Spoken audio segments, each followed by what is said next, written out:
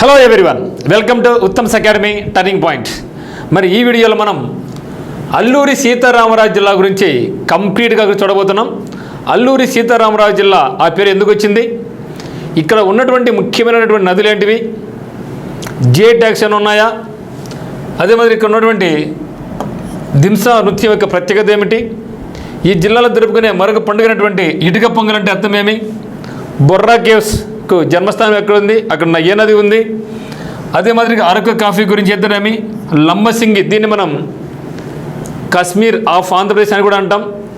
ఇటువంటి కంప్లీట్గా చాలా ముఖ్యమైనటువంటి విషయాలన్నీ కూడా ఇక్కడ మనం డిస్కస్ చేయబోతున్నాం. చాలా ఇంపార్టెంట్. మీరు ఏ ఎగ్జామ్ ప్రిపేర్ అవుతూ ఉన్నా ముఖ్యంగా ఆంధ్రప్రదేశ్ సంబంధించి ఈ యొక్క అల్లూరి సీతారామరాజు జిల్లా అనేది మనకి చాలా ఉపయోగపడుతుంది. చాలా ముఖ్యమైన పాయింట్స్ అన్నీ కూడా ఇదే జిల్లాలో మనకు ఉన్నాయి. మరి అల్లూరి సీతారామరాజు జిల్లా అనేది 3 రాష్ట్రాలతో సరిహద్దు పంచుకుంటుంది. మిగతా ఏ జిల్లా కూడా ఇన్ని రాష్ట్రాలతో సరిహద్దు పంచుకోదు. ఎందుకంటే ఇక్కడ ఒక పక్క తెలంగాణతోనూ, మరోపక్క ఛత్తీస్గఢ్తోనూ, ఒడిశా, ఈ విధంగా 3 రాష్ట్రాలతో సరిహద్దు పంచుకునే ఏకైక జిల్లా ఏది అంటే అది అల్లూరి సీతారామరాజు జిల్లా. చూస్తే మరి ఈ యొక్క జిల్లా కేంద్రం దీనికి పాడేరు జిల్లా కేంద్రంగా మనకు అల్లూరి సీతారామరాజు జిల్లా ఏర్పాటు కావడం జరిగింది. దీనికి సరిహద్దు జిల్లాలు ఏమున్నాయంటే ఏలూరు, తూర్పుగోదావరి, కాకినాడ, అనకాపల్లి, విజయనగరం, పార్వతీపురం, మన్యం, ఇవన్నీ కూడా మనకు ఈ యొక్క అల్లూరి సీతారామరాజు జిల్లాకు సరిహద్దులుగా ఉన్నాయన్నమాట. తర్వాత చూస్తే సరిహద్దు రాష్ట్రాలు మనకు తెలంగాణ ఉంది, ఛత్తీస్గఢ్, ఒడిశా. మరి ఒడిశాలో ఉన్నటువంటి మల్కాజ్గిరి జిల్లా, కోరాపుత్ జిల్లాలు ఉన్నాయి. ఛత్తీస్గఢ్తో సుక్కా జిల్లా సరిహద్దు పంచుకుంటూ ఉంది. తెలంగాణతో 2 జిల్లాలు భద్రాద్రి జిల్లా మరియు కొత్తగూడెం జిల్లాలతో ఈ యొక్క అల్లూరి సీతారామరాజు జిల్లా సరిహద్దులు పంచుకుంటూ ఉందన్నమాట. మరి ఈ యొక్క జిల్లా యొక్క ముఖ్యాంశాలు ఒకసారి చూసినట్టయితే ఇక జిల్లాకు మన ఫ్రీడమ్ ఫైటర్ అయినటువంటి అల్లూరి సీతారామరాజు గారి పేరు మీద ఈ యొక్క జిల్లా ఏర్పాటు కావడం జరిగింది. ఆంధ్రప్రదేశ్లోని శిఖరాల్లో ఎత్తైన శిఖరం కూడా ఈ యొక్క జిల్లాలో ఉంది. ఆ యొక్క శిఖరం పేరే సీతమ్మ కొండ అంటాం. సీతమ్మ కొండకు ఇంకా కొన్ని పేర్లు కూడా ఉన్నాయి, అది కూడా చూద్దాం తర్వాత. సో ఆంధ్రప్రదేశ్లోనే ఎత్తైన శిఖరం ఎక్కడ ఉందంటే అల్లూరి సీతారామరాజు జిల్లాలో ఉంది. అది ఎక్కడ అంటే కొండ పేరు సీతమ్మ కొండ. ఈ యొక్క అల్లూరి సీతారామరాజును మనం ఆంధ్ర కాశ్మీర్ అని పిలుస్తున్నటువంటి లంబసింగి అనేది కూడా, సో లంబసింగి అనే ప్రదేశాన్ని మనం ఆంధ్ర కాశ్మీర్ అంటాం. ఇక లంబసింగి అనేది కూడా మనకు ఈ యొక్క అల్లూరి సీతారామరాజు జిల్లాలోనే ఉంది. ఇక్కడ ముఖ్యమైన నృత్యం ఏదంటే దింసా. చాలా ఇంపార్టెంట్. మన ఆంధ్రప్రదేశ్ యొక్క ఎగ్జామ్సే కాకుండా సెంట్రల్ గవర్నమెంట్ పరంగా రైల్వేస్ కానీ, ఎస్ఎస్సి కానీ, యూపీఎస్సి కానీ అనేక వాటిలో ఈ యొక్క దింసా నృత్యాన్ని గురించి ఇది అడుగుతూ ఉంటారు. ఇక దింసా నృత్యం అనేది ఇక్కడ గిరిజనుల యొక్క ప్రత్యేకమైనటువంటి డ్యాన్స్ అన్నమాట. మరి ఈ జిల్లా బొర్రా కేవ్స్ కూడా నిలయంగా ఉంది. ఆంధ్రప్రదేశ్లో మొత్తం 3 కేవ్స్ ఉన్నాయి. అందులో ఒకటి బొర్రా కేవ్స్ కూడా ఇక్కడే ఉంది. ఆ యొక్క 3 కేవ్స్ కూడా ఒకసారి చూద్దాం. ప్రముఖమైన పండుగ ఏదంటే ఇక్కడ మనకు ఇటుక పొంగల్ మరియు చింతపల్లి మండలం తాజంగిలో గిరిజన స్వాతంత్ర సమర యోధులకు ఏం చేస్తారంటే మ్యూజియం కూడా ఏర్పాటు చేయడం జరిగింది. సో స్వాతంత్ర సంగ్రామంలో గిరిజనులు చాలామంది ఫైట్ చేశారు. సో వాళ్ళ కోసం ఈ యొక్క స్వాతంత్ర సమర యోధుల యొక్క గుర్తింపుగా వాళ్ళు తలుచుకుంటూ ఒక మ్యూజియం కూడా ఏర్పాటు చేసుకోవడం జరిగింది ఈ యొక్క జిల్లాలో. మరియు అరకు వ్యాలీలో భాగమైనటువంటి అనంతగిరి, సుంకరి, మెట్ట రిజర్వ్ ఫారెస్ట్లో జీవ వైవిధ్యం అధికంగా ఉండడంతో పాటుగా ఈ యొక్క జిల్లాలో బాక్సైట్ తవ్వకాలు జరుగుతూ ఉంటాయన్నమాట. ఇది మనకి చాలా ఇంపార్టెంట్. తర్వాత చూస్తే విద్యుత్తు మరియు ఎలక్ట్రానిక్ పరిశ్రమకు అవసరమైనటువంటి రూబీ మైకా కూడా ఈ జిల్లాలో లభిస్తుంది. ఇది కూడా ఎగ్జామ్ అడిగారు మిత్రం ఏపీపీఎస్సీలో. ఓకే, సో రూబీ మైకా ఇది విద్యుత్ పరిశ్రమ అయితేనేమి, ఎలక్ట్రానిక్ పరిశ్రమలు అయితేనేమి ఇది చాలా ఉపయోగం. అది కూడా ఈ జిల్లాలో లభిస్తుంది. మరి స్వాతంత్ర సమర ఉద్యమంలో విప్లవకారుడు, ఈ ప్రాంతం నుండి వచ్చినటువంటి అల్లూరి సీతారామరాజు పేరు మీద ఈ యొక్క జిల్లాకు పేరు పెట్టుకోవడం జరిగిందనమాట. తర్వాత చూస్తే ఈ యొక్క జిల్లాలో ముఖ్యంగా గోదావరి నది, శారదా నది, గోస్తని నది ప్రవహిస్తూ ఉంటాయి. ఇంకా చిన్న చిన్న నదులు ఉన్నాయి, కానీ ఈ మూడు చాలా ముఖ్యమైన నదులు గోదావరి, శారద మరియు గోస్తని నది అనేది ఈ యొక్క జిల్లాలో మనకి చాలా చాలా ముఖ్యమైనటువంటి నదులు. ముఖ్యమైన ప్రదేశాలు ఇక్కడ మనకి ఏమున్నాయంటే బొర్రా కేవ్స్ ఉన్నాయి, అరకు వ్యాలీ, లంబసింగి. మన రాష్ట్రంలో కనిష్ట ఉష్ణోగ్రత నమోదైది ఎక్కడంటే ఇక లంబసింగి కూడా మనకు ఇదే జిల్లాలో ఉంది. ఆంధ్రప్రదేశ్ రాష్ట్రంలోనే అతి తక్కువ ఉష్ణోగ్రత నమోదయ్యే ప్రదేశం ఏదంటే లంబసింగి. ఈ యొక్క లంబసింగి అనేది కూడా మనకి ఈ యొక్క జిల్లాలోనే ఉంది. తర్వాత పాపికొండ జాతీయ పార్క్, పాపికొండ నేషనల్ పార్క్. మన యొక్క రాష్ట్రంలో మొత్తం 3 పార్కులు ఉన్నాయి. ఆ 3 పార్కులలో ఒక పార్క్ అయినటువంటి పాపికొండ నేషనల్ పార్క్ కూడా ఇదే జిల్లాలో ఉంది. మరియు అనంతగిరి, పాడేరు. సో పాడేరు అనేది అల్లూరి సీతారామరాజు జిల్లాకు ముఖ్య కేంద్రం. తర్వాత మత్స్యగండం, గాలికొండ లేదా సీతమ్మకొండ. ఇది మనకి రాష్ట్రంలో అత్యధిక ఎత్తులోని శిఖరం ఏదంటే గాలికొండ, దీని మరొక పేరే సీతమ్మకొండ జరుగుతుంది. మరియు చింతపల్లి వాటర్ ఫాల్స్ కూడా ఇక్కడే ఉంది. రంపచోడవరం. సో రంపచోడవరం అంటే మనకు గుర్తుకొచ్చేది అల్లూరి సీతారామరాజు గారు చేసినటువంటి ఉద్యమం అనమాట. సో రంపచోడవరం కూడా ఇక్కడ ఉంది. అయితే ఈ యొక్క కేవ్స్ మనకు బొర్రా. సో బొర్రా అంటే ఏమంటే బొక్క అని కదా అర్థం. సో బొర్రా అంటే బొరక, హోల్ అని అర్థం. మనకి బొర్రా కేవ్స్ ఎక్కడున్నాయంటే అల్లూరి సీతారామరాజు జిల్లాలో ఉన్నాయని గుర్తుపెట్టుకోండి. సో మొత్తం మనకు 3 కేవ్స్ ఉన్నాయి. అందులో బొర్రా అంటే బొక్క అనుకోండి. ఎందుకంటే అల్లూరి సీతారామరాజు జిల్లా అనేకమైన కొండలతో నిండి ఉంది కాబట్టి ఇక కొండల్లో చాలా బొరకలు ఉంటాయి. కాబట్టి అటు గుర్తుపెట్టుకోండి. సో అల్లూరి సీతారామరాజు జిల్లాలో అత్యధికమైనటువంటిది అటవీ ప్రాంతం. అందులో ఇక కొండల్లో అనేకమైన బొక్కలు ఉన్నాయి కాబట్టి బొర్రా కేవ్స్ ఉంది. మరి బెలూమ్ కేవ్స్ ఎక్కడ ఉన్నాయి? బెలూమ్ కేవ్స్ అంటే నంద్యాల, గుర్తుపెట్టుకోండి. ఇది చాలామంది కన్ఫ్యూజ్ అవుతూ ఉంటారు అనమాట. బొర్రా కేవ్స్ ఎక్కడ, బెలూమ్ కేవ్స్ ఎక్కడ అనేసి. సో బొర్రా అంటే బొక్క అని గుర్తుపెట్టుకోండి. సో బొర్రాలు ఎక్కడ ఎక్కువ ఉన్నాయంటే కొండలు ఎక్కువ ఉంటాయి. ఏ కొండలు అంటే అల్లూరి సీతారామరాజు జిల్లాలోని కొండల్లో గుర్తుపెట్టుకుంటే ఈజీ గుర్తుపెట్టుకోవచ్చు మనం. బొర్రా కేవ్స్ అనేది అల్లూరి సీతారామరాజు జిల్లాలో ఉంటే, మరి Belum caves. So Belum caves అనేది మనకు ఎక్కడుందంటే నంద్యాల జిల్లాలో ఉన్నాయి. సో నంద్యాల జిల్లాలో ఉన్నాయి. ఇది గుర్తుపెట్టుకోండి, చాలా important. Belum caves located in Nandyal district. Borra caves located in Sitaramaraju జిల్లా అని గుర్తుపెట్టుకోండి. తర్వాత చూస్తే బొర్రా కేవ్స్. సో ఇక బొర్రా కేవ్స్ గురించి పూర్తి హిస్టరీ చూద్దాం మనం. సో బొర్రా కేవ్స్, ఈ యొక్క బొర్రా కేవ్స్తో పాటుగా మనం బెలూమ్ కేవ్స్కు చూద్దాం. ఆ రెండింటి యొక్క మధ్య డిఫరెన్స్ ఏ విధంగా ఉంది, తేడా ఏ విధంగా ఉందో ఒకసారి చూద్దాం మనం. సో బొర్రా అనేది స్థానిక ఉత్తరాంధ్ర మండలికంలో తెలుగు పదం. దీని యొక్క అర్థం ఏమంటే రంధ్రమని, బొరక అని అర్థం. సో బొర్రా అంటే బొరక అని అర్థం. బొర్రా గుహలు అరకు లోయలోని అనంతగిరి కొండ శ్రేణిలో భారతదేశపు తూర్పు తీరంలో ఉన్నాయి. ఈస్టర్న్ ఘాట్స్లో ఉందన్నమాట, ఈస్టర్న్ ఘాట్స్. ఈ గుహలు సముద్ర మట్టానికి 14 మీటర్ల ఎత్తులో ఉన్నాయి. ఓకే. సో అనంతగిరి కొండల్లోని భారతదేశ తూర్పు తీరంలో ఇక్కడ మనకు గోస్తని నది కూడా పుడుతుందన్నమాట. సో బొర్రా కేవ్స్ ఎక్కడున్నాయి? అరకు లోయలో, అరకు వ్యాలీలోని అనంతగిరి కొండ శ్రేణిలో ఈస్టర్న్ ఘాట్స్లో ఉంది. ఈ గుహలు ఈ సముద్ర మట్టానికి 14 మీటర్ల ఎత్తులో ఉన్నాయన్నమాట. మరి దీన్ని ఎవరు కనుక్కున్నారు అంటే 1807లో జియోలాజికల్ సర్వే ఆఫ్ ఇండియాకు చెందినటువంటి William King George. So William King George అనే వ్యక్తి ఈ యొక్క గుహలు కనుక్కోవడం జరిగింది.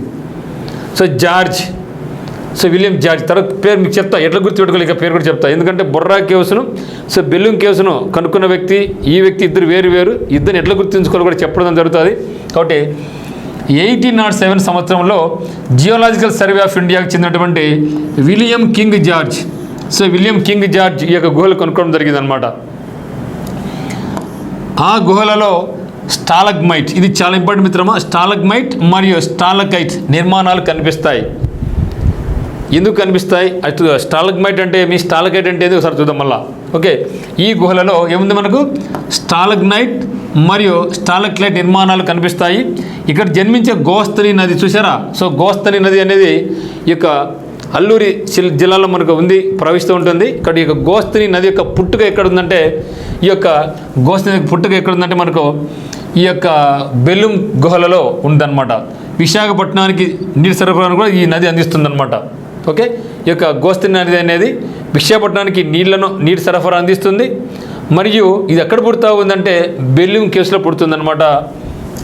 చూస్తే దీనికి నిర్మాణం ఏ విధంగా ఉందంటే, ఈ గుహల నుండి ఉద్భవించి కార్సిక్ సున్నపురాయి, ఇది మనకి మెయిన్ ఇంపార్టెంట్, సున్నపురాయి నుంచి, ఎందుకంటే అక్కడ నది పడి పడి పడి పడి అక్కడ సున్నపురాయిలో ఉన్నటువంటి లూజ్ మట్టి అంతా వెళ్ళిపోయి అక్కడ పెద్ద బొరక ఏర్పడింది అన్నమాట. ఓకే, సో కార్సిక్ సున్నపురాయి నిర్మాణంలో ఘనీభవించిన స్టాలక్లైట్లు మరియు స్టాలగ్నైట్ల మధ్య ప్రవహించే గోస్తని నది నిర్మాణాల యొక్క వింత ఆకారాల అభివృద్ధికి కారణం. గుహల, ఇది చూడండి ఇక్కడ, ఇది చాలా ఇంపార్టెంట్ మిత్రమా. గుహల పైకప్పు నుండి చిందిన నీరు సున్నపురాయిని కరిగించి చుక్కలు చుక్కలుగా కారుతూ గుహ పైకప్పు వద్ద స్టాలక్లైట్ ఏర్పరుస్తుంది. స్టాలక్లైట్స్ అంటే ఇది గుహ అనుకోండి. సో మధ్యంత బొరక అనుకోండి. పైన కారినప్పుడు కింద ఏమవుతుంది, మనకు ఈ నీరు కారింది కాబట్టి కొంత ప్రదేశం గుట్టలాగా ఏర్పడుతుంది. అదే మాదిరిగా కింద నీళ్ళు పడుతుండే కదా, కింద పడినప్పుడు కింద కూడా ఒక గుట్టలాగా ఏర్పడుతుంది. సో పైన ఏర్పడిన గుట్టను ఏ విధంగా ఉంటాం, కింద ఏర్పడిన ఆ యొక్క గుట్టను ఏమంటాం అనేది ఇక్కడ చెప్తున్నమాట. ఓకే, సో పై కప్పులో ఉంటే దాన్ని ఏమంటాం మనం, స్టాలక్లైట్ అంటాం. ఓకే, పైగా ఉంటాము స్టాలక్లైట్ అంటాం. మరి ఆ యొక్క నీళ్ళు పైన కారి పైన గుట్టలాగా ఏర్పడింది స్టాలక్లైట్ అయితే, కిందకు నీళ్ళు పడి పడి పడి కింద కూడా ఒక గుట్టలాగా ఏర్పడుతుంది. So that is called stalagmite. Okay, తర్వాత నేలపైకి చుక్కలుగా పడి స్టాలగ్నైట్లను ఇది ఏర్పరుస్తుంది. ఈ యొక్క నిక్షేపాలు శివ పార్వతి, తల్లి శిశువు, ఋషి గడ్డం, మానవ మెదడు, పుట్టగొడుగులు, మొసలి, ఆలయం మొదలైన ఆసక్తికర రూపాలను నిర్మాణం ఇది ఏర్పరిచినాయి అనమాట. అందుకే అవి చాలా వింతగా అనిపిస్తూ ఉంటాయి అన్నమాట. తర్వాత చూస్తే ఈ కొండలపై నుంచి గోస్తని నది వైపు ప్రవహించే చిన్న చిన్న వాగుల వల్ల ఈ గుహలు ఏర్పడ్డాయి. మరి ముఖ్యంగా ఇది మనకు కాల్షియం బైకార్బోనేట్ ఇతర ఖనిజాలు కలిగి ఉన్న పైకప్పు నుంచి నీరు కారుతున్న నీటి వల్ల నేలపై దిబ్బల వంటివి కూడా ఏర్పడుతూ ఉంటాయి. తర్వాత చూస్తే మరి ఇక బెలూం కేవ్స్, బొర్రా కేవ్స్ ఒకసారి చూద్దాం. సో బెలూం కేవ్స్కు బొర్రా కేవ్స్కి మధ్య ముఖ్యమైన భేదాలు మనం చూసినట్టయితే మనం ఈజీ గుర్తుపెట్టుకోవచ్చు. సో మరి బొర్రా కేవ్స్ ఎక్కడ మిత్రం, బొర్ర అంటే బొరకలు ఎక్కడున్నాయి, అల్లూరి సీతారామరాజు జిల్లాలో ఎక్కువ కొండ ప్రాంతాలు కాబట్టి కొండలు బొరకలు ఎక్కువ ఉన్నాయి కాబట్టి బొర్రా కేవ్స్ ఎక్కడున్నాయి, సో మనకు అల్లూరి జిల్లాలో ఉన్నాయి. మరి బెల్లం ఎక్కడుందంటే నంద్యాలను గుర్తుపెట్టుకోండి. ఇక్కడ బెలూం కేవ్స్కి బొర్రా కేవ్స్ మధ్య డిఫరెన్స్ చూస్తే ఇక్కడ బెలూం కేవ్స్ అనేది నంద్యాల జిల్లాలో ఉన్నాయి. బొర్రా గుహలు ఎక్కడ ఉన్నాయంటే మనకు అల్లూరి సీతారామరాజు జిల్లాలో ఉన్నాయి. ఈ విధంగా మనం నేర్చుకోవడం వల్ల మనకి ఏమవుతుందంటే ఎగ్జామినేషన్ పాయింట్ ఆఫ్ వ్యూలో మనం మర్చిపోకుండా గుర్తుపెట్టుకుంటాం. మరి దీన్ని ఎవరు కనుక్కున్నారయ్యా బెలూం కేవ్స్ అంటే, రాబర్ట్ బ్రూస్ ఫూట్ కనుక్కోవడం జరిగింది. ఓకే, రాబర్ట్ బ్రూస్ ఫూట్ కనుక్కున్నాడు. దీన్ని ఎవరు కనుక్కున్నారంటే విలియం కింగ్ జార్జ్ కనుక్కోవడం జరిగింది. సో అల్లూరి ఎట్లా గుర్తుపెట్టుకోవాలి మనం, అల్లూరి సీతారామరాజు గారిని సో బ్రిటిష్ జార్జీలు, కింగులు ఆయన వేటాడి అంటే స్వాతంత్ర ఉద్యమంలో చాలా చురుగ్గా ఉన్నాడు కాబట్టి ఆయన ఏదో సార్ అనసాల అనేసి కింగులు వచ్చినారని గుర్తుపెట్టుకోండి. కాబట్టి విలియం కింగ్ జార్జ్ అనే వ్యక్తి ఇక బొర్రా కేవ్స్ అనుకుంటే, ఇక బెలూం కేవ్స్ బెల్లం గుహలను ఏమనుకున్నారంటే రాబర్ట్ బ్రూస్ ఫూట్ బెల్లం కదా, సో బెల్లం కాబట్టి ఫ్రూట్ గుర్తుపెట్టుకోండి. సో బెల్లము ఫ్రూట్ బెల్లం అంటే బెలూం ఎవరు కనుక్కున్నారు, ఫ్రూట్. సో బెల్లము ఫ్రూట్ కనుక్కుంటే బొర్రాను ఎవరు కనుక్కుంటే కింగ్ జార్జ్ కింగ్ అనుకున్నాడు. ఎందుకు కింగ్ అనుకున్నాడంటే అల్లూరి సీతారామరాజును ఎదుక్కుంటూ పెట్టుకుంటే ఎక్కడ కింగ్ అనుకున్నా గుర్తుపెట్టుకోండి. బట్ నాట్ రియల్, బట్ మనం అటు గుర్తుపెట్టుకుంటాం. సో బొక్కలు ఉండేది అల్లూరి జిల్లా కాబట్టి ఇక అల్లూరిని వేటాడిన కింగులు కాబట్టి విలియం కింగ్ జార్జ్. ఇక్కడ బెల్లం ఉంది కాబట్టి ఫ్రూట్ గుర్తుపెట్టుకోండి. సో బెలూం కేవ్స్ను రాబర్ట్ బ్రూస్ ఫూట్ కనుక్కోవడం జరిగింది. ఇప్పుడు కనుగొనమైనటువంటి చిత్రావతి నది భూగర్భ జలాల స్థిరమైన ప్రవాహం ద్వారా అవి ఏర్పడ్డాయి. ఇక బెలూం కేవ్స్ అనేది చిత్రావతి నది ద్వారా ఏర్పాటు కావడం జరిగింది. ఇప్పుడు చిత్రావతి నది అనేది లేదు, ఇది కనుమరుగైపోయింది. చిత్రావతి నది ఇక్కడ కనుమరుగైపోయింది. ఈ చిత్రావతి నది ద్వారా ఇవి ఏర్పడడం జరిగింది. మరి బొర్రా కేవ్స్ అనేది గోస్తని నది ద్వారా ఏర్పాటు కావడం జరిగింది. సో గోస్తని నది దానికి మెయిన్ కారణం, ఆరిజిన్ ఎక్కడుంది? అనంతగిరి కొండ శ్రేణిలోని గోస్తని నది ద్వారా. ఇదే నది చిత్రావతి నది. ఇది ఏ నది ద్వారా? గోస్తని నది ద్వారా ఏర్పాటు కావడం జరిగింది. మరి భారత ఉపఖండంలో రెండవ అతిపెద్ద గుహలు ఇవి. భారతదేశ ఉపఖండంలో రెండవ అతిపెద్ద గుహలు అంటే ఆంధ్రప్రదేశ్లో పెద్దవని అర్థం. భారత ఉపఖండంలో రెండవది అంటే ఆంధ్రప్రదేశ్లో మొదటిది అర్థం. మరి ఇది ఆంధ్రప్రదేశ్లో రెండవ పెద్ద గుహలు. మరి మొట్టమొదటి పెద్ద గుహలు ఏవి అంటే ఏం చెప్పాలి మనం? బెలూమ్ కేవ్స్. రెండవది ఏదని చెప్పాలి? బొర్రా కేవ్స్. ఇది భారత ఉపఖండంలోనే రెండవ అతి పెద్ద గుహ. ఇది వచ్చేసి మన ఆంధ్రప్రదేశ్లో రెండవ పెద్ద గుహలు బొర్రా కేవ్స్. ఒకసారి చూస్తే మరి కేవ్స్ అని మనకు గుర్తుకొచ్చేది అజంతా కేవ్స్ గుర్తు రావాలి, ఎల్లోరా కేవ్స్ గుర్తు రావాలి. అజంతా కేవ్స్, ఎల్లోరా కేవ్స్ ఈ రెండు కూడా మహారాష్ట్రలో ఉన్నాయి. ఎందుకు ఇవి చాలా ఇంపార్టెంట్ అంటే యునెస్కో చేత వరల్డ్ హెరిటేజ్ సైట్స్కి గుర్తించబడ్డాయి అన్నమాట. అది సో యునెస్కో చేత వరల్డ్ హెరిటేజ్ సైట్స్లో ఇవి చోటు పొందాయి. మొత్తం మనకు ఇండియాలో 43 హెరిటేజ్ సైట్స్ ఈ యొక్క లిస్టులో ఉంటే అందులో అజంతా కేవ్స్ ఉంది, ఎల్లోరా కేవ్స్. ఈ రెండు అజంతా అండ్ ఎల్లోరా కేవ్స్ వచ్చేసి మనకు వరల్డ్ హెరిటేజ్ సైట్స్లో గుర్తింపు ఉన్నాయి. ఈ రెండు కూడా ఎక్కడ ఉంటాయి? మహారాష్ట్రలో ఉన్నాయి. నెక్స్ట్ వచ్చేసి ఎలిఫెంటా కేవ్స్. ఈ మూడు కూడా అజంతా కేవ్స్ అయితేనేమి, ఎల్లోరా కేవ్స్ అయితేనేమి, ఎలిఫెంటా కేవ్స్ అయితేనేమి ఈ మూడు కేవ్స్ కూడా ఎక్కడంటే మహారాష్ట్ర. ఓకే, ఇక ఎలిఫెంటా కేవ్స్ అనేది మహారాష్ట్ర బాంబే దగ్గర ఉన్నాయి, గుర్తుపెట్టుకోండి. తర్వాత కర్ణాటకలో చూస్తే ముఖ్యమైన కేవ్ ఏదంటే Badami caves.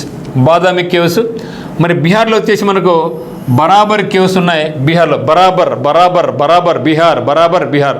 So బరా Bihar. Okay, కాబట్టి చూస్తే అజంతా, ఎల్లోరా, ఎలిఫెంటా కేవ్స్ అనేది మహారాష్ట్రలో ఉంటే మరి బరాబర్ పేర్లేదు కదా బీహార్లో ఉంటే బాదామి కేవ్స్ ఎక్కడంటే మనకు బాదామి కేవ్స్ కర్ణాటకలో ఉన్నాయి. మరి మనకి ఆంధ్రప్రదేశ్లో మొత్తం ఇటువంటి ముఖ్యమైనటువంటి కేవ్స్ 3 ఉన్నాయి. అందులో ఇక్కడ బెలూమ్ కేవ్స్ ఒకటి ఉంది, బొర్రా కేవ్స్. దాంతో పాటుగా మనకు ఉండవల్లి కేవ్స్ కూడా మనకు ఉన్నాయి. ఎక్కడుందంటే మనకు గుంటూరులో ఉన్నాయి. ఓకే, సో ఆంధ్రప్రదేశ్లోని caves Belum caves, Borra caves, వాటితో పాటుగా ఉండవల్లి కేవ్స్. ఇక ఉండవల్లి కేవ్స్ ఎక్కడంటే మనకు గుంటూరు జిల్లాలో ఉన్నాయి. ఇది కూడా ఏమంటే మనకు రాక్ కట్ ఆర్కిటెక్చర్ అనమాట. సౌత్ ఇండియాలోనే రాక్ కట్ ఆర్కిటెక్చర్ ఎక్కడుందంటే ఉండవల్లి కేవ్స్, ఇది గుంటూరు జిల్లాలో ఉన్నాయి.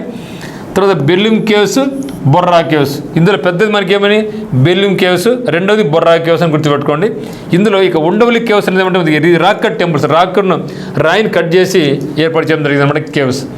తర్వాత బొర్రా గుహలలో లోతైన శివలింగం ఉంది, దానిపై నుండి నీరు కారుతుంది. ఇది గోస్తని నదికి మూలం. అక్కడి నుంచి ఏర్పడతా ఉంది గోస్తని నది అనేది. సో బొర్రా గుహలో లోతైన శివలింగం ఉంది, దానిపై నుండి నీరు కారుతూ ఉంటుంది. అక్కడి నుంచే ప్రారంభమైనటువంటిది గోస్తని నది. ఈ గుహల నుండి ప్రవహించే గోస్తని నది సహజమైన గర్జన శబ్దాలతో ప్రవహిస్తూ కాల్షియం బైకార్బోనేట్స్ ఇతర ఖనిజాలు కలిగి ఉన్నాయి. పైకప్పు నుండి కారుత నీటి వల్ల నేలపై దిబ్బల వంటి ఆకృతులు ఏర్పడతాయి. వీటిని మనం స్టాలగ్మైట్ అని స్టాలక్లైట్ అని అంటారు. అదేవిధంగా పైకప్పు నుండి వేలాడుతున్న స్టాలక్లైట్ అనే ఆకృతులు ఈ ప్రక్రియ ద్వారా ఏర్పడినాయి అన్నమాట. మరి స్టాలగ్మైట్స్ అంటే ఏంటివి, స్టాలక్లైట్ అంటే ఏంటో ఒకసారి ఇది చాలా ఇంపార్టెంట్. అనేకమైన ఎగ్జామినేషన్స్ ఈ బిట్ అడగడం జరిగిందనమాట. స్టాలగ్మైట్స్ అంటే ఏమి, స్టాలక్లైట్ అంటే ఏమి చూడండి. ఇక్కడ స్టాలగ్మైట్ అండ్ స్టాలక్లైట్స్ ఈ రెండు ఇక్కడ చాలా ఇంపార్టెంట్. అంటే నీళ్లు ప్రవహించినప్పుడు కప్పు నుంచి పైన పడుతూ ఉంటే ఆ యొక్క కప్పుకు ఒక గుట్టలాగా ఏర్పడుతుంది, దానికి ఒక పేరు.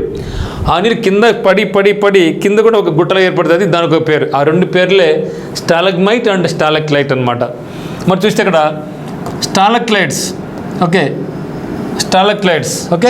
స్టాలక్లైట్స్ hang from cave ceiling hang అయితే ఉంటాయి like icicles, while stalagmites grow upwards from the dance floor often forming cone shaped structures. Okay, so stalagmites Greek word meaning ఏమంటే డ్రాప్ ఆర్ డ్రాపింగ్ అని అర్థం స్టాలగ్మైట్. ఓకే, కాబట్టి గుర్తుపెట్టుకోండి. స్టాలగ్మైట్ అంటే హ్యాంగ్ అయినటువంటివి, పైన ఉండేటివి, కింద ఉండేటువంటి మనకి ఏమంటే stalagmite. Okay, then a stalagmite is a rock formation that grows from the floor of the cave. It made of calcium carbonates but can also contain other materials like lava, sand and mud.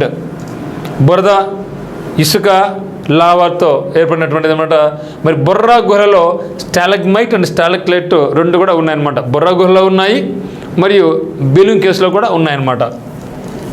చూస్తే next Araku valley, Araku లోయ అనేది మనకు వేసి విడిది.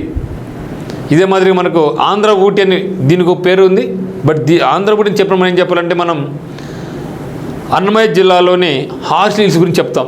అన్నమయ్య జిల్లాలోని Horsley hills. So అదే ఇక్కడ కూడా వేసి విడిది ఏమంటే అరకు వ్యాలీ, అరకు లోయ అనేది వేసి విడిదిగా ఇక్కడ కూడా వెరిజల్లుతూ ఉంది. Araku valley is renowned for it's lush coffee plantations, rich tribal culture and and scenic landscapes. ఈ యొక్క అరకు వ్యాలీలో ట్రైబల్ యొక్క కల్చర్ మనం బాగా చూడొచ్చు, బాగా ఎంజాయ్ చేయొచ్చు అనమాట. ఇక్కడ దింసా నృత్యం కూడా మనకు చాలా ఫేమస్ అనమాట. చూస్తే ఇక్కడ it is a popular destination of both relaxation and adventure. ఇక్కడ రిలాక్సేషన్ పరంగా అయితేనేమి, అడ్వెంచర్స్ పరంగా అయితేనేమి ఇది చాలా famous with attractions like Borra caves, the tribal museum and the Chaparai water falls. Araku is located in the Eastern Ghats.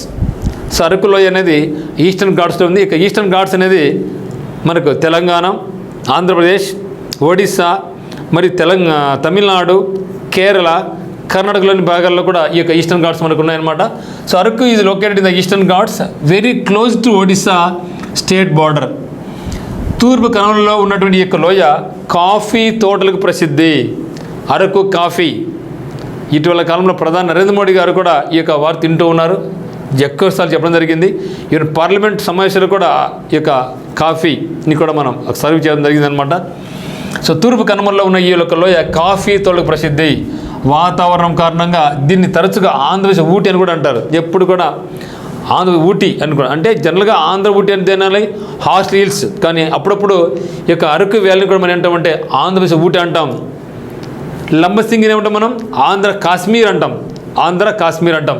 మరి ఆంధ్ర ఊటీ అని దేన్ని అంటారంటే జనరల్గా హార్సిల్ హిల్స్ అంటాం, కొన్నిసార్లు అరకు వ్యాలీ కూడా అంటూ ఉంటాం. విశాఖపట్నం అరకు రైలు మార్గంలో గాజు కప్పు ఇతర సదుపాయాలు ఉన్న కోచ్ను విస్టా డోమ్ కూడా ఏర్పాటు చేయడం జరిగింది. విస్టా డోమ్ కోచ్ ఏర్పాటు చేయడం జరిగింది. ఇక్కడ ట్రైన్లో జర్నీ చేసామనుకోండి, సో ట్రైన్ అంత గ్లాస్గా ఉంటుంది, బయట అందాలు మనం బాగా ఎంజాయ్ చేస్తాం అనమాట. అందుకనే ఆ యొక్క ట్రైన్ పేరు ఏమంటే మనకు విస్టా డోమ్ కోచ్ అండి. విస్టా డోమ్ కోచ్ ఆ యొక్క వెళ్తూ ఉన్నప్పుడు ఆ చెట్లు కానీ ఆ వాతావరణాన్ని కానీ ట్రైన్ అయితే మనం చూడలేం కాబట్టి మొత్తం గ్లాస్ తయారు చేసి ఉంటుంది. మనం మస్తు ఎంజాయ్ చేసుకోవచ్చు. ఆ ట్రైన్ పేరు ఉంటే vista dome coach. Vista dome coach ఇక్కడ ఏర్పాటు చేయడం జరిగింది. మరి ఈ vista dome coach is a special type of train coach in India designed to offer passengers panoramic views especially on scenic routes అనమాట. ఓకే, మరి చూస్తే ఇక్కడ ఈస్టర్న్ ఘాట్స్ అనేవి ఒడిస్సాలో, తెలంగాణలో, ఆంధ్రప్రదేశ్లో, తమిళనాడు, కర్ణాటకలో ఉన్నాయి.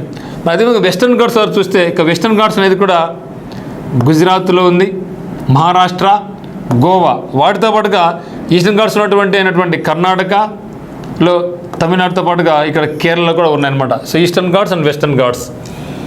మరి విస్టా డోమ్ కోచ్ ఇది అనమాట. ఇది ట్రైన్ అనమాట. విస్టా డోమ్ కోచ్ అనేది లోపల కూర్చుని కూడా బయట అంతా గ్లాసే ఉంటుంది, అందరం బాగా చూసుకుంటూ మనం వెళ్ళొచ్చు అనమాట. సో అరకు వ్యాలీలో ప్రత్యేక గ్లాస్ బోగి టూరిస్ట్ ట్రైన్ అనేది the first vista dome coach in India was introduced in 2017 on the Visakhapatnam Araku route in Andhra Pradesh. So భారతదేశంలోనే మొట్టమొదటిసారిగా ఈ యొక్క విస్టా డోమ్ కోచ్ని ఏర్పాటు చేయడం జరిగింది 2017 సంవత్సరంలో. ఎక్కడి నుంచి ఎక్కడికంటే విశాఖపట్నం నుంచి అరకు రూట్కు ఈ యొక్క విస్టా డోమ్ కోచ్ను 2017 సంవత్సరంలో భారతదేశంలోనే మొట్టమొదటిసారిగా ట్రైన్ ప్రవేశపెట్టడం జరిగింది. బొర్రా గుహలు అనంతగిరి కొండ శ్రేణిలో సముద్ర మట్టానికి 14 మీటర్ల ఎత్తులో ఉన్నాయి. విలియం కింగ్ జార్జ్ చెప్పినా కదా, విలియం కింగ్ జార్జ్ ఏదేమైనా సో బొర్రా కేవ్స్ కనుక్కున్నాడు, బొర్రా కేవ్స్. ఓకేనా. మరి బెలూమ్ కేవ్స్ ఎవరు కనుక్కున్నారు? ఫూట్. సో జార్జ్ 1807లో ఈ యొక్క గోల్ కనుక్కోవడం జరిగింది. లంబసింగి, ఇది మరి చాలా ఇంపార్టెంట్. లంబసింగి దక్షిణ భారతదేశంలో మంచు కురిస్తే ఏకైక ప్రదేశం ఇది. సో దక్షిణ భారతదేశంలోనే మంచు కురిసే ప్రదేశం ఏదైనా ఉందంటే అది లంబసింగి. ఇంకోటి దక్షిణ భారతదేశంలోనే మంచు కురుస్తున్న ఏకైక ప్రదేశం లంబసింగి. అందుకని మనం లంబసింగిని ఏమంటామంటే మనం ఆంధ్ర కాశ్మీర్ అంటాం. ఆంధ్ర కాశ్మీర్ ఎందుకంటే కాశ్మీర్లో ఎప్పుడు కూడా మంచు కురుస్తూనే ఉంటుంది కదా, చాలా యుఎస్ఏ సీజన్లో. ఆ సీజన్లో మనకు లంబసింగిలో కూడా మంచు కురుస్తుంది కాబట్టి దీన్ని లంబసింగి మనం ఏమంటామంటే మనం ఆంధ్ర కాశ్మీర్ అంటాం. సో ఆంధ్ర ఊటీ అని, అరకు వ్యాలీ అంటాం. మరి దానికి ముఖ్యంగా ఏంటనాలంటే మనం అన్నమయ్య జిల్లాలోని హార్స్లీ హిల్స్ని అంటాం.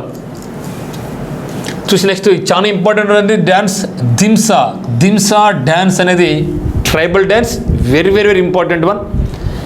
పర్యాటకులను ఆకర్షించేందుకు ప్రతి శని ఆదివారాల్లో రాత్రులు ఇక్కడ నిర్వహించే దింసా నృత్యం అరకు గిరిజనుల ప్రత్యేకత. 15 నుండి 20 మంది మహిళలు లాంఛనప్రాయమైనటువంటి జాతి దుస్తులు, ఓకే, మరియు వాళ్ళ యొక్క అనుచరులు, మగ అనుచరులతో ఉల్లాసంగా మోరి తుడుం మరియు డప్పు వంటి వాయిద్యాలు ఉపయోగిస్తూ అనుగుణంగా డ్యాన్స్ చేస్తారు. దీని పేరే దింసా. అడగచ్చు అనమాట, దింసా నృత్యంలో ఎంతమంది పాల్గొంటారు? 15 నుంచి 20 మంది తమ పార్ట్నర్స్తో కలిసి డ్యాన్స్ చేస్తారు. మరి ఈ యొక్క డ్యాన్స్లో ఏమి ఉపయోగిస్తారు అంటే మోరి, తుడుం మరియు డప్పు, వీటిని ఉపయోగించి ఇక డ్యాన్స్ అనేది చేయడం జరుగుతుందన్నమాట. దింసా నృత్యం అరకు గిరిజనుల యొక్క ప్రత్యేకత. ఇది చాలా ఇంపార్టెంట్ నృత్యము. సో దింసా నృత్యంలో వాడే వాయిద్య పరికరాలు అంటే మోరి, తుడుం మరియు డప్పు. మరియు చింతపల్లి మండలం తాజంగిలో గిరిజన స్వాతంత్ర సమర యోధులకు మ్యూజియం కూడా ఇక్కడ నిర్మిస్తూ ఉన్నారన్నమాట. నెక్స్ట్ చూస్తే అరకు కాఫీ, దీనికి జే ట్యాగ్ రావడం జరిగింది. అరకు కాఫీ జే ట్యాగ్, అరకు కాఫీకి జే ట్యాగ్ రావడం జరిగింది 2019 సంవత్సరంలో. 2017 సంవత్సరంలో విస్టా కోచ్ ఏర్పాటు చేయడం జరిగింది దేశంలో మొట్టమొదటిసారిగా. ఆ తర్వాత 2 ఇయర్స్కు ఇక్కడ పండే అరకు వేల పండే కాఫీకి జే ట్యాగ్ లభించింది. It received geographical indication J tag in 2019. అదే మాదిరిగా ఈ యొక్క అరకు కాఫీ గురించి ప్రధాని నరేంద్ర మోడీ గారు తన యొక్క మన్ కీ బాత్లో కూడా ఈ యొక్క అరకు కాఫీని గురించి స్పెషల్గా ప్రస్తావించడం జరిగింది. Other Indian coffees that receives J tag. మరి ఆంధ్రప్రదేశ్ అరకు కాఫీతో పాటుగా భారతదేశంలో ఏ కాఫీకి ఇక జే ట్యాగ్ లభించింది అని కూడా చూద్దాం. చూస్తే ఇక్కడ కూర్గ్ అరబికా, ఇవన్నీ కూడా చాలా ఇంపార్టెంట్ వన్. కూర్గ్ అరబికా అనేది కర్ణాటక రాష్ట్రం నుంచి జే ట్యాగ్ పొందింది. కాఫీ, ఇవన్నీ కూడా కాఫీనే. మరి భారతదేశంలోనే అత్యధికంగా కాఫీ పండేది ఏదంటే కర్ణాటక. టీ అంటే అస్సాం గుర్తు రావాలి. టీ అయితే అస్సాం, కాఫీ అయితే కర్ణాటక. మరి కర్ణాటకలో పండే కాఫీ పేరు ఏం పేరంటే కూర్గ్ అరాబికా. ఇండియాలో అరకు కాఫీ అయితే కర్ణాటకలో కూర్గ్ అరాబికా. మరియు ఇక్కడ ఏమంటే వయనాడ్ రోబస్టా అనేది మనకు కేరళలో పండే coffee. Okay, so Wayanad robusta కేరళలో. అదే మాదిరిగా చికుంగలూరు అరాబికా, ఇది కూడా కర్ణాటకలోనే. ఓకే, చిక్కునంగలూరు అరాబికా, ఇదేమిది కూర్గ్ అరాబికా మరియు చిక్కునంగలూరు అరాబికా, ఈ రెండు కూడా కర్ణాటకలో నుంచి పడినాయి. తర్వాత నెక్స్ట్ బాబా బుదరంగిసా అరబికా, ఇది కూడా కర్ణాటకలోనే. ఓకే, బాబా బుడంగిరిస్ అరబికా అంటే అరబికా ఉందంటే అది కర్ణాటక కాఫీని గుర్తుపెట్టుకోండి సింపుల్గా. నెక్స్ట్ మాన్సూన్డ్ మలబార్ రోబుస్టా. ఓకే, సో రోబుస్టా ఇక్కడ ఉంది వైనాడ్ రోబుస్టా. ఇక్కడ వచ్చి మనకు మాన్సూన్డ్ మలబార్ రోబుస్టా, ఈ రెండు కూడా కేరళవి. సో రోబుస్టా వస్తే కేరళ, అరాబికా వస్తే కర్ణాటక. ఓకే, మనది వచ్చేసి అరకు కాఫీ. ఇవి మన దేశం నుంచి కాఫీ ఉత్పత్తిలో జిఏ ట్యాగ్స్ పొందినవి ఏమిటి అంటే మనకు. మరి ఇవన్నీ కూడా మన ఇండియాలో జిఐ ట్యాగ్స్ పొందినటువంటి కాఫీ ఉత్పత్తులు ఏంటి? ఆంధ్రప్రదేశ్ నుంచి అరకు కాఫీ జిఐ ట్యాగ్ పొందింది, కర్ణాటక నుంచి 3 ఉన్నాయి, కేరళ నుంచి 2 ఉన్నాయి.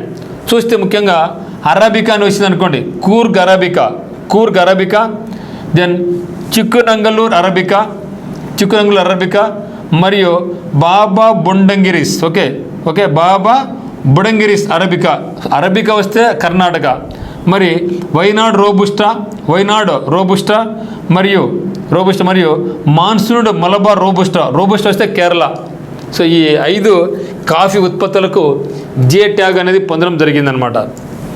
నెక్స్ట్ చూస్తే టాప్ 3 ప్రొడ్యూసర్స్ ఆఫ్ కాఫీ ఇండియాలో చూస్తే ప్రపంచవ్యాప్తంగా చూస్తే కాఫీ ఉత్పత్తికి ఏది ఫేమస్ అంటే బ్రెజిల్. సో బ్రెజిల్ అనేది కాఫీలో ప్రొడక్షన్ టాప్ పొజిషన్లో ఉంది. 2వ పొజిషన్ వచ్చేసి వియత్నాం, 3 వచ్చేసి కొలంబియా. ఈ 3 దేశాలు ప్రపంచంలోనే కాఫీ ఉత్పత్తికి చాలా ఫేమస్. ఏంటి వరల్డ్లో? Brazil, Vietnam, Colombia. మరి ఇండియాకి ర్యాంక్ ఎంత అంటే ప్రపంచవ్యాప్తంగా చూస్తే 7th ర్యాంక్. మరి మన ఆంధ్రప్రదేశ్లో ఏ రాష్ట్రాల్లో ఇక కాఫీ ఉత్పత్తి ఉందంటే నెంబర్ 1 పొజిషన్ వచ్చేసి కర్ణాటక, తర్వాత పక్కన నుండి కేరళ, తర్వాత తమిళనాడు. ఈ 3 రాష్ట్రాలు అంటే మొదటి ర్యాంక్ వచ్చేసి కర్ణాటక, 2వ ర్యాంక్ వచ్చేసి కేరళ, 3వ ప్లేస్ వచ్చేసి తమిళనాడు ఆక్యుపై చేసుకోవడం జరిగింది. నెక్స్ట్ చూస్తే ఇటిక పొంగల్ ఫెస్టివల్, చాలా ఇంపార్టెంట్ వన్. ఇటిక పొంగల్ ఫెస్టివల్, తింసా నృత్యం డ్యాన్స్ ఇక్కడ ఫెస్టివల్. ఏ ఫెస్టివల్ అది? ఇటిక పొంగల్ అనేది ఈ యొక్క జిల్లా యొక్క ప్రత్యేక పండుగ. ఇటిక పొంగల్ అనేది ఈ ప్రాంతంలో ఉత్సాహంగా జరుపుకునే పండుగ. Itika Pongal is a harvest festival, వ్యవసాయ ఆధారిత festival. Harvest festival celebrated by ఎవరు చేస్తున్నారు? Tribal communities in Araku valley. So Araku వ్యాలీలో ఉన్నటువంటి గిరిజన తెగల వాళ్ళు హార్వెస్ట్ ఫెస్టివల్ అనేటువంటి ఇటుక పొంగల్ జరుపుకోవడం జరుగుతుంది. It's a time for communal feasts, traditional dances like Thimsa and rituals to honour the harvest and the gods. The festive is typically celebrated in April. ఈ యొక్క ఇటుక పొంగల్ అనే దాన్ని ఎప్పుడు జరుపుకుంటారు జనరల్గా అంటే ఏప్రిల్ మంత్ జరుపుకోవడం జరుగుతుంది. అరకులోయలో జరిగే ఇటుక పొంగల్ పండుగ వేట పండుగ ప్రసిద్ధి చెంది. వేట అంటే ఇలా గిరిజనులు కాబట్టి కొండలకు వేటకు వెళ్తారు. ఆ యొక్క సందర్భంలో ఈ యొక్క ఇటుక పొంగల్ జరుపుకుంటారు అనమాట, ప్రసిద్ధి. ఈ సమయంలో ప్రజలు తమ వ్యవసాయ కార్యకలాపాలను ముగించుకొని సమీపంలోని అడవులలో వేట ప్రయాణాన్ని ప్రారంభిస్తారు. అంటే ఏప్రిల్ వరకు తమ యొక్క పంటలన్నీ పండించుకుంటారు. ఇంకా తర్వాత పంటలు అన్నీ అయిపోయిన తర్వాత ఇంకా అన్నీ సర్ది పెట్టేసి ఇంట్లో పంటలన్నీ కూడా ఇప్పుడు ఇంకా వేటకి వెళ్తారు అడవు లోపలికి. అప్పుడు జరుపుకునే పండుగ పేరే ఇటిక పొంగల్. నెక్స్ట్ చూస్తే అరకు గిరిజన మ్యూజియం, ట్రైబల్ మ్యూజియం అని కూడా అనడం జరుగుతుంది. ట్రైబల్ మ్యూజియం అనేది కూడా ఈ యొక్క జిల్లాలో ఏర్పాటు చేయడం జరుగుతూ ఉందన్నమాట. గిరిజన స్వాతంత్ర వీరుల చరిత్రను భావితరాలకు అందించి వాటి స్ఫూర్తి నింపే మహోన్నత లక్ష్యంతో చేపట్టినటువంటి మ్యూజియమే ఇది. ఆంధ్ర కశ్మీర్గా పేరుగాంచినటువంటి లంబసింగికి సమీపంలో 35 కోట్లతో ట్రైబల్ ఫ్రీడమ్ ఫైటర్ మ్యూజియంను గిరిజన పోరాట సంస్కృతి ప్రతిబింబించేలా అత్యధిక సదుపాయాలతో ఈ యొక్క మ్యూజియం నిర్మాణం జరుగుతూ ఉందన్నమాట. మరి అల్లూరి సీతారామరాజుతో పాటుగా ఈ యొక్క స్వాతంత్ర సంగ్రామంలో గర్జించినటువంటి గిరిజన యోధులు మల్లు ధర, గంటం ధర విగ్రహాలు కూడా ఏర్పాటు కావడం ఉన్నాయన్నమాట. ఓకే, అంటే అల్లూరి సీతారామరాజు గారితో పాటుగా ఆయనకు సహాయంగా కుడిభుజంగా ఉన్నటువంటి మల్లు ధర అయితేనేమి, గంటం ధర అయితేనేమి వాళ్ళకి విగ్రహాలు కూడా ఈ యొక్క ట్రైబల్ మ్యూజియంలో ఉన్నాయన్నమాట. చూస్తే గిరిజన జీవనాల గిరిజనుల జీవన విధానం అయితేనేమి గిరిజన సంస్కృతి సంప్రదాయాలకు సంబంధించిన అంశాలను కూడా ఇక్కడ ఏర్పాటు చేయడం జరుగుతూ ఉందన్నమాట. చూస్తే సీతమ్మ కొండ లేదా అర్మకొండ చాలా ఇంపార్టెంట్ ఉంది మిత్రమా. సో ఆంధ్రప్రదేశ్లోనే ఎత్తైన శిఖరం ఇది. మనం అంటూ ఉంటాం ప్రపంచంలో ఎత్తైన శిఖరం ఏది మనకు? కాశ్మీర్. ఇండియాలో కాంచన్జంగా. ఆ విధంగా ఆంధ్రప్రదేశ్లో ఎత్తైన శిఖరం ఏది అంటే మనకు అర్మకొండ లేదా సీతమ్మ కొండ అనమాట. ఇది ఆంధ్రప్రదేశ్లో ఎత్తైన పర్వత శిఖరం అర్మకొండ. సో అర్మకొండకు మరొక పేరు ఉండే ఆర్మకొండ, ఆల్సో నోన్ యాజ్ సీతమ్మ కొండ, is the highest mountain peak in Andhra Pradesh. It is the part of the Eastern Ghats range. Eastern ghat range and located in Godavari river basin. Godavari పరివాహక ప్రదేశం అయినటువంటి ఈస్టర్న్ ఘాట్స్లో ఈ యొక్క సీతమ్మకొండ లేదా అర్మకొండ అనేది మన ఆంధ్రప్రదేశ్లో ఉన్నటువంటి ఎత్తైన పర్వత శిఖరం. ఇట్స్ హైట్ ఈజ్ 1680 మీటర్స్ అనమాట. ఇప్పుడు చూస్తే ఒకసారి మనం చూసినట్లే ప్రపంచంలోనే ఎత్తైన పర్వత శిఖరం ఏదంటే ఎవరెస్ట్. దీనికి ఎత్తు అంటే 8849 మీటర్స్ ఉంది. సో ప్రపంచంలోనే ఎత్తైన శిఖరం ఏది పీక్ అంటే 8814 మీటర్స్ ఉంది. ఇండియాలో ఏది ఉందంటే మనకు కాంచనజంగా. ఇది 8849 అయితే ఇది వచ్చేసి మనకు 8586 మీటర్స్ ఉంది. మనకు ఇండియాలో ఎత్తైన శిఖరం ఏదంటే కాంచనజంగా. మరి సౌత్ ఇండియాలో ఏదంటే అనముడి, ఎర్నాకుళం డిస్టిక్ ఆఫ్ కేరళ. అనముడి ఏది ఉన్నది అనముడి. సో ప్రపంచంలో ఎవరెస్ట్, భారతదేశంలో కాంచనజంగా, సౌత్ ఇండియాలో కేరళలోనే అనముడి. మరి ఆంధ్రప్రదేశ్లో ఏముందంటే ఆంధ్రప్రదేశ్లో వచ్చేసి Jindhagada peak also known as Seethammakonda peak, also known as Armakonda. Okay, ఇక్కడ ఆంధ్రప్రదేశ్లోని హైయెస్ట్ పీక్ ఏదంటే Jindhagada peak also known as Armakonda లేకుంటే సీతమ్మకొండ. ఇవి ఇక్కడ ఉన్నట్టు ఇంపార్టెంట్ యొక్క పీక్స్. మరి చూస్తే ఇండియాలో మన ఆంధ్రప్రదేశ్లో హైయెస్ట్ పీక్ ఏం చెప్పినాం? సీతమ్మకొండ, అర్మకొండ లేకుంటే జిందగడ. మరి హైయెస్ట్ వాటర్ ఫాల్ ఏది? సో హైయెస్ట్ వాటర్ ఫాల్ ఎక్కడుందంటే మన తిరుపతి జిల్లాలోని తలకోన. సో తిరుపతి జిల్లాలోని తలకోనలో మనకు హైయెస్ట్ వాటర్ ఫాల్ ఉంది. ఆ వాటర్ ఫాల్ పేరు తలకోన వాటర్ ఫాల్. మరి హైయెస్ట్ పీక్ ఇన్ ఆంధ్రప్రదేశ్ ఏదంటే సీతమ్మకొండ లేదా అర్మకొండ లేకుంటే జిందగడ అని గుర్తుపెట్టుకోండి. నెక్స్ట్ చూస్తే పాపికొండ నేషనల్ పార్క్, పాపికొండ జాతీయ ఉద్యానవనం, పాపికొండ నేషనల్ పార్క్. మన ఆంధ్రప్రదేశ్లో మొత్తం 3 పార్క్స్ ఉన్నాయి. 3 నేషనల్ పార్క్స్ ఉంటే ఆ 3 నేషనల్ పార్క్స్లో మనకు ఈ యొక్క అల్లూరి సీతారామరాజు జిల్లాలో కూడా ఒక నేషనల్ పార్క్ ఉంది. ఆ నేషనల్ పార్క్ పేరే పాపికొండ. అక్కడ పాపికొండల నుంచి వచ్చిందే మనకు పాపికొండ. మరి ఆ 3 ఏమున్నాయని చూస్తే ఒకసారి నేషనల్ పార్క్స్ ఆంధ్రప్రదేశ్ 3 ఏది చెప్పినాం? ఒకటి పాపికొండ నేషనల్ పార్కు, 2 వచ్చేసి రాజీవ్ గాంధీ నేషనల్ పార్కు, 3 వచ్చేసి శ్రీ వెంకటేశ్వర నేషనల్ పార్క్. చూస్తే ఇక్కడ పాపికొండ నేషనల్ పార్క్ వేసి మనకు అల్లూరి సీతారామరాజు జిల్లాలో ఉంది. రాజీవ్ గాంధీ నేషనల్ పార్క్ వేసి మనకు కడప జిల్లాలో ఉంది. మరియు శ్రీ వెంకటేశ్వర నేషనల్ పార్క్ ఎక్కడుందంటే తిరుపతిలో ఉంది, శేషాచల హిల్స్ అనమాట. మరి ఇక పాపికొండ నేషనల్ పార్క్ ఒకసారి చూస్తే Papikonda national park is located near Rajahmundry in the పాపి హిల్స్లో ఉంది కాబట్టి పాపికొండలు వచ్చింది. పాపి hills of the Alluri Sitaramaraju and Eluru districts. It is an important bird and biodiversity area and home to some endangered species of its flora and fauna. Okay, ఈ యొక్క పాపికొండల్లో అంతరించిపోయేటువంటి జంతువులు కూడా కొన్ని ఇక్కడ ఉన్నాయి. అదే మరి ఇది బర్డ్కి చాలా famous. Okay, important bird and biodiversity area అనమాట ఇది పాపికొండ అనేది. ఓకే, గుర్తుపెట్టుకోండి. So Papikonda national park, Rajiv Gandhi national park, Venkateswara national park. మన ఆంధ్రప్రదేశ్లోని 3 నేషనల్ పార్క్స్లో ఈ 3 కూడా ఇవన్నమాట. నేను చూస్తే ఇక పాపికొండ జాతీయ ఉద్యానవనం తర్వాత తూర్పు కనుమలో ఉంది. ఆంధ్రప్రదేశ్లోని అల్లూరి సీతారామరాజు మరియు ఏలూరు జిల్లాలోని పాపికొండలు రాజమహేంద్రవరం సమీపంలో ఉన్నాయి. ఇది ఒక ముఖ్యమైన పక్షి మరియు జీవ వైద్య ప్రాంతం అనమాట. అంతరించిపోతున్న కొన్ని జాతుల వృక్ష జంతుజల నిలయం ఇక పాపికొండ నేషనల్ పార్క్. పాపికొండ వన్యప్రాణుల అభయారణ్యం 1978లో స్థాపించబడింది. 2008 సంవత్సరంలో దీన్ని జాతీయ పార్కుగా గుర్తించబడింది అనమాట. చూస్తే నెక్స్ట్ లంబసింగి, ఆంధ్ర కాశ్మీర్ అని పేరు ఉన్నటువంటి లంబసింగి అనేది కూడా ఎక్కడుందంటే మనకు అల్లూరి జిల్లాలోనే మనకు ఉంది. ఆంధ్ర కాశ్మీర్ అనేటువంటి లంబసింగి. సో లంబసింగి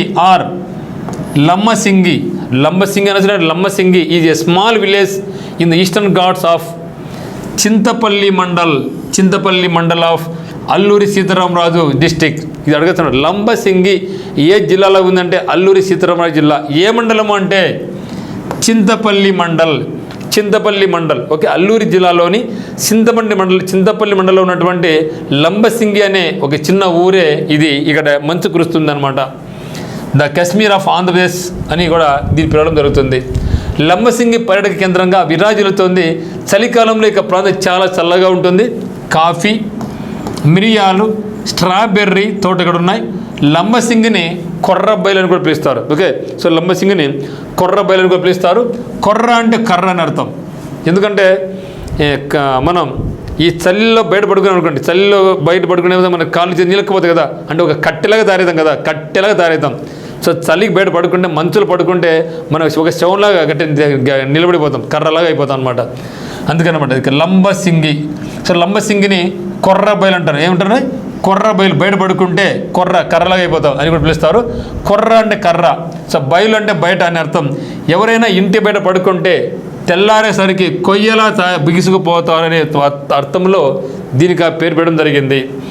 రాష్ట్రంలో కనిష్ట ఉష్ణోగ్రత నమోదు ప్రదేశం ఏదంటే లంబసింగి, అల్లూరి సీతారామరాజు జిల్లా. మరి కనిష్ట ఉష్ణోగ్రత అంటే గరిష్ట ఉష్ణోగ్రత ఉండాలి కదా ఆంధ్రప్రదేశ్లో. మరి ఇది ఏది అంటే రాష్ట్రంలో గరిష్ట ఉష్ణోగ్రత నమోదు ఎక్కడుందంటే రెంటచింతల, గుంటూరు జిల్లాలో ఉంది ఇది. ఓకే, సో మన రాష్ట్రంలో కనిష్ట ఉష్ణోగ్రత నమోదు ఇది ఎక్కడ ఉందంటే లంబసింగి, అది అల్లూరు జిల్లాలో ఉంటే, మరి గరిష్ట ఉష్ణోగ్రత ఎక్కడ నమోదవుతుందంటే మనకు రెంటచింతల, గుంటూరు జిల్లాలో మనకు ఉందన్నమాట. చూస్తే అనంతగిరి, సో అనంతగిరి హిల్స్ అనమాట. అది అరకు లోయకి వెళ్ళే మార్గంలో ఉన్న అనంతగిరి కొండలు దేనికి ఫేమస్ అంటే కాఫీ తోటలు ఫేమస్. కాఫీ తోటలు అరకు లోయలో 20 హెక్టార్ల విస్తీర్ణంలో ప్రభుత్వ పళ్ళ తోటలు, ప్రభుత్వం పండ్ల తోటలు, మరి మల్బరీ తోటలు కూడా ఉన్నటువంటి ప్రభుత్వ సిల్క్ ఫారం ఉన్న ఒక ఎక్స్ప్లోరేటరీ కమ్ ప్రదర్శన క్షేత్రం ఇక్కడ ఉందన్నమాట. అనంతగిరి కొండల్లో ఉన్న విస్తారమైన కాఫీ తోటలు, అనేక జల ప్రాంతాలు, వీటిలో తాడిమాడి జలపాతాలు అత్యంత ప్రసిద్ధి చెందినటువంటివి అన్నమాట. తర్వాత చూస్తే ఇక్కడ ముఖ్యమైన నదులు ఏమున్నాయి సార్ చూద్దాం. ఎందుకంటే మిత్రులు చాలా చాలా ఇంపార్టెంట్ టాపిక్ ఇది. ముఖ్యంగా మన అన్ని జిల్లాలతో పోల్చుకుంటే ఇది స్పెషల్ జిల్లా.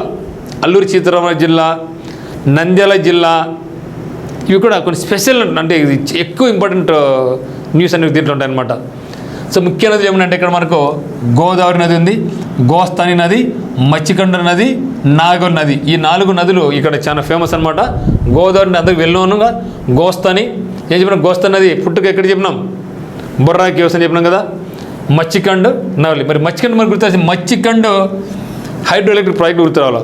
సో మచ్చికండ్ హైడ్రో ఎలక్ట్రిక్ ప్రాజెక్ట్ అనేది ఇక్కడ విద్యుత్ ఉత్పత్తి చేస్తాం. ఇది ఆంధ్రప్రదేశ్ మరి ఒడిశా రాష్ట్ర 2 కూడా కాంబినేషన్లో ఉమ్మడి ప్రాజెక్ట్ అనమాట. ఆంధ్ర మరి ఒడిశా రాష్ట్రాలకు ఉమ్మడి ప్రాజెక్ట్ ఏదంటే మనకు మచ్చికండ్ హైడ్రో ఎలక్ట్రిక్ ప్రాజెక్ట్ అనమాట.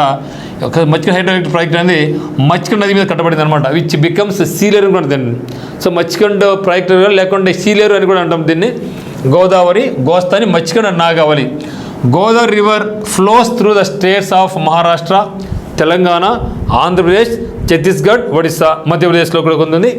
Okay, Karnataka and union territory of the Puducherry. ఒకసారి చూస్తే గోస్తాని చూద్దాం. గోస్తాని నది, ఓకే, గోస్తాని నది ఇది తూర్పు కనుమలలోని అనంతగిరి కొండలో పుడుతుంది. తూర్పు కనుమలలోని అనంతగిరి కొండలో పుడుతుంది. ఓకే, తూర్పు కనుమలలోని ఈస్టర్న్ ఘాట్స్లో ఉన్నటువంటి అనంతగిరి హిల్స్లో ఇక గోస్తాని పుడుతుంది. బొర్రా కేవ్స్. ఆ తర్వాత ఇది విజయనగరం, విశాఖపట్నంలో గుండా ప్రవేశిస్తుంది. తర్వాత భీమునిపట్నం వద్ద బంగాళాఖాతం కలుస్తుంది. భీమునిపట్నం వద్ద బంగాళాఖాతం కలుస్తుంది ఇదనమాట. తర్వాత బొర్రా గుహలు దీని జన్మస్థానంలో ప్రవాహం వల్ల సున్నప్రాయ కోతకు భావించడానికి చెప్తారన్నమాట. సున్నప్రాయ కోత వల్ల అని చెప్పడం జరుగుతుంది అనమాట. సో దర్శన మిత్రమా, ఇది మనకు అల్లూరి సీతారామరాజు గారి జిల్లా గురించి మనకి ఇంపార్టెంట్ ఇది.